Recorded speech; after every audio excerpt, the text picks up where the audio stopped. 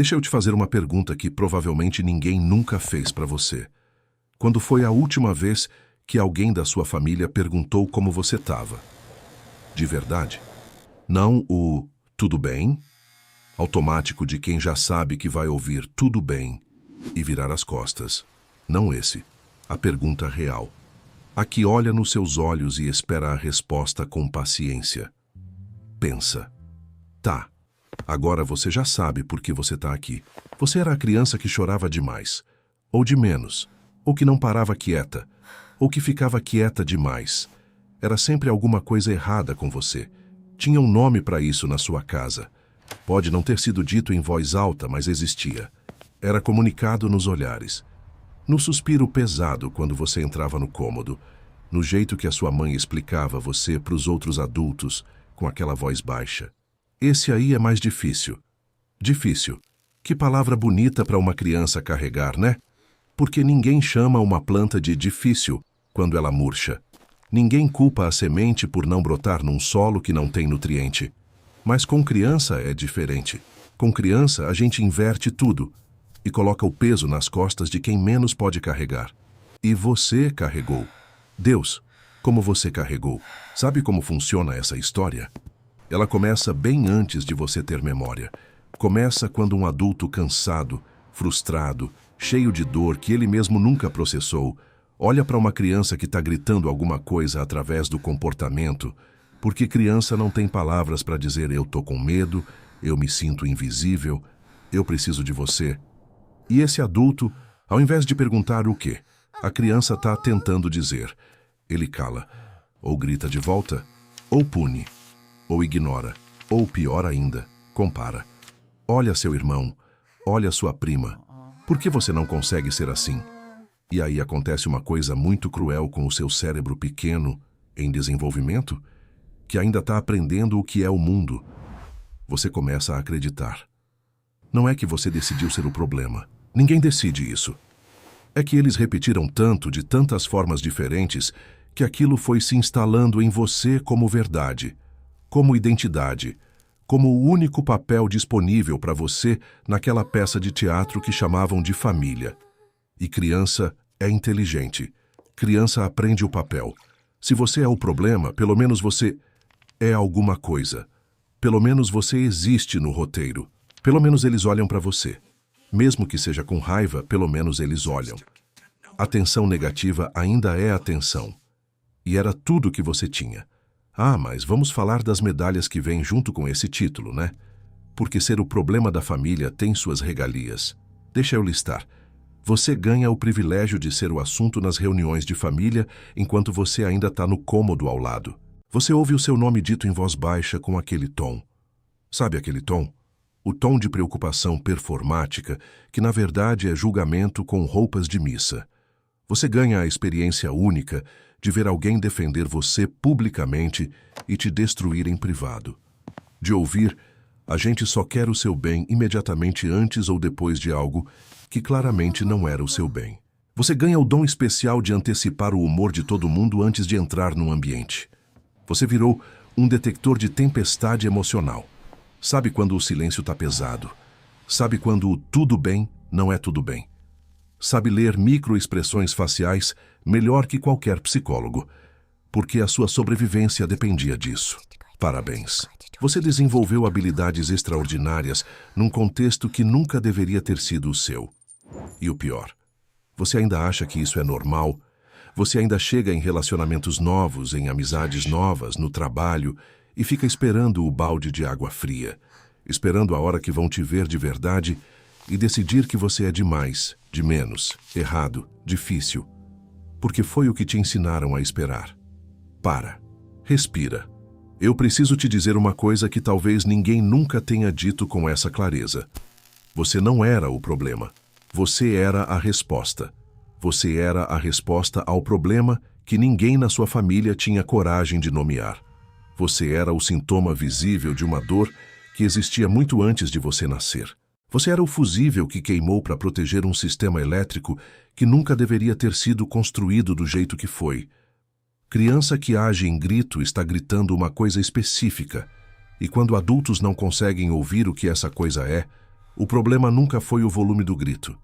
Foi a surdez de quem deveria escutar. Eu sei que é difícil ouvir isso, porque tem uma parte de você que foi tão condicionada a se ver como o defeito que essa versão alternativa, a de que você era uma criança normal, respondendo a circunstâncias anormais, parece quase impossível de acreditar. Mas pensa comigo. Uma criança nasce sem história, nasce sem rancor, nasce inteira, curiosa, aberta, sedenta de conexão. Nenhuma criança nasce decidida a ser difícil. Então, o que aconteceu entre o nascimento e o momento em que você começou a ser chamado de problema? Alguém aconteceu. Circunstâncias aconteceram. Trauma geracional aconteceu. Adultos não processados que tiveram que criar outras pessoas sem jamais terem se criado aconteceram. Não foi você. Nunca foi você. Vou te contar um segredo que as famílias guardam muito bem. A dor viaja. Ela não some quando a geração que a criou morre. Ela não evapora com o tempo. Ela se instala nos padrões, nas respostas automáticas, nos medos que os pais passam para filhos sem perceber. Às vezes, sem nunca ter falado uma palavra sobre o assunto. Seu avô nunca aprendeu a demonstrar afeto, porque o pai dele entendia afeto como fraqueza. Sua avó sobreviveu coisas que ela nunca contou para ninguém, porque na época em que ela viveu, mulher não falava, mulher aguentava. Seu pai cresceu num lar onde amor era condicional, onde você ganhava aprovação através de performance, onde emoção era bagunça. E aí seu pai teve você, e tentou te criar com as ferramentas que ele tinha. Ferramentas enferrujadas, quebradas, herdadas de pessoas que também não tiveram o que precisavam. Isso não absolve nada do que te machucou. Dor causada por circunstância ainda é dor. Negligência por incompetência ainda deixa marcas. Trauma não precisa de intenção para ser trauma. Mas entender de onde veio muda alguma coisa em você. Muda porque você para de se perguntar o que havia de tão errado em você que fazia merecer aquilo. E começa a entender que você estava no lugar errado, na hora errada, num sistema que não sabia como te receber. E que isso não é sentença. É história. E história pode ser reescrita.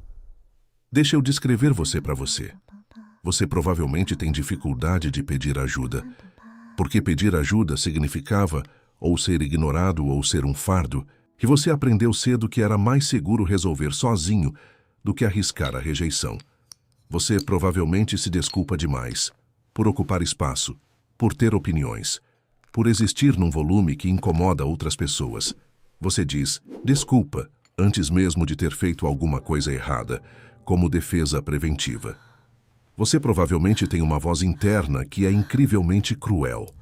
Uma voz que soa suspeitosamente como as vozes que você cresceu ouvindo. Que te chama de fraco quando você chora, de egoísta quando você tem necessidades, de demais quando você sente as coisas com intensidade. Você provavelmente sabota coisas boas. Relacionamentos que funcionam te assustam, porque bom demais parece armadilha. Sucesso te deixa ansioso, porque você não sabe como existir sem a narrativa do problema. Você provavelmente tem hipersensibilidade a conflito. Qualquer tensão no ambiente te coloca em modo de alerta, como se a sua vida dependesse de resolver aquilo. Porque em algum momento da sua infância dependia. Você provavelmente tem dificuldade de acreditar que é amado gratuitamente, que não precisa fazer nada, ser nada, performar nada para merecer a presença das pessoas. Porque amor para você sempre veio com condição. E você provavelmente está lendo isso agora com uma mistura de alívio e terror. Alívio porque alguém finalmente falou o nome disso. Terror porque se alguém consegue descrever você tão bem assim, talvez isso seja mais comum do que você pensava. E se for comum, então você vai ter que enfrentar o fato de que não é defeito de fabricação. É cicatriz de guerra. E cicatriz de guerra é prova de que você sobreviveu. Sabe o que eu quero que você sinta agora? Raiva. Não a raiva suja que você carregou por anos e usou contra você mesmo. Não a raiva que virou autocrítica, que virou autodestrutividade, que virou você se punindo pelo crime de ter sido uma criança que precisava de mais do que recebeu. Eu quero a raiva limpa. A raiva de criança que você nunca teve permissão de sentir. A raiva de quem merecia ser visto e foi invisibilizado. De quem merecia perguntas e recebeu julgamentos. De quem merecia colo e recebeu distância. De quem merecia ser entendido e foi rotulado. Essa raiva é sagrada. Essa raiva é informação. Essa raiva te diz que você sabia lá no fundo que merecia mais. Que mesmo quando o mundo inteiro te dizia que você era o problema, havia uma parte de você que não acreditava completamente, que resistia. Honra essa parte. Ela te manteve vivo. E agora eu vou te pedir a coisa mais difícil do roteiro inteiro. Sente a raiva. Deixa ela passar pelo corpo. Reconhece ela como legítima. E então decide o que fazer com ela. Porque raiva que fica represada vira veneno. E veneno que não sai para fora vai para dentro. E você já passou tempo demais sendo destruído por dentro. Tem um luto que ninguém te prepara para fazer. O luto da infância que você não teve. Não estou falando de pobreza material. Não estou falando de ausência de brinquedo ou de viagem. Estou falando da infância emocional. Do direito de ser pequeno. De ser cuidado. De errar sem que isso signifique sua expulsão do amor. Do direito de não ser responsável pelo equilíbrio emocional dos adultos ao redor. Do direito de ter necessidades sem que isso fosse um problema. Do direito de ser difícil às vezes, porque criança é difícil às vezes, e isso é normal. E isso não significa que você é errado. Esse luto precisa ser feito, e ele dói de um jeito específico, diferente de perder alguém que existiu. Esse é o luto de algo que nunca existiu, mas deveria ter existido. Que tinha direito de existir, que você tinha direito de ter. Você vai chorar por uma criança que foi você. Por um você que não recebeu o que precisava. Por um você que fez de tudo o que podia com o que tinha. E quando esse choro vier, deixa. Não existe choro mais honesto do que esse. Eu não vou te vender a história de que tudo isso some. De que um dia você acorda e a ferida virou nada. Ela não some. Ela cicatriza. E cicatriz não é ausência de marca. É prova de cura. O que muda é que você começa a ouvir a voz crítica interna e reconhece de onde ela veio. E quando você sabe de onde veio, ela perde autoridade. Ela ainda fala, mas você aprende a não obedecer automaticamente. O que muda é que você começa a construir relações a partir de um lugar diferente. Não de medo, não de quanto tempo até eu ser descartado, mas de uma base, frágil no começo, mais sólida com o tempo, de que você tem valor intrínseco, que não precisa ser ganho. O que muda é que você para de se ver como o problema de alguém e começa a se ver como a sua própria solução. Não é linear, não é rápido. Tem dias que você regride e age exatamente como a criança assustada que um dia foi. E aí você aprende a ter compaixão até por isso, porque regredir também é parte do processo. O que não volta é a inocência de não saber. Agora você sabe, e saber muda tudo. Se você chegou até aqui, eu preciso te dizer uma coisa. Você não estava errado. Você estava num lugar errado, com pessoas que não tinham as ferramentas certas, carregando uma história que não era sua para carregar. Você não era difícil. Você era humano. Completamente, totalmente humano. Com necessidades humanas, emoções humanas, o pedido humano básico de ser visto, ouvido e amado sem condição. E se ninguém nunca perguntou por que você era do jeito que era, eu tô perguntando agora. Por quê? O que aconteceu com você que te fez precisar de tanto espaço, de tanta atenção, de tanta intensidade? O que te machucou antes de você saber o nome disso? Que versão de você tentava sobreviver da única forma que sabia como? Você não precisa me responder, mas talvez você precise responder para você mesmo.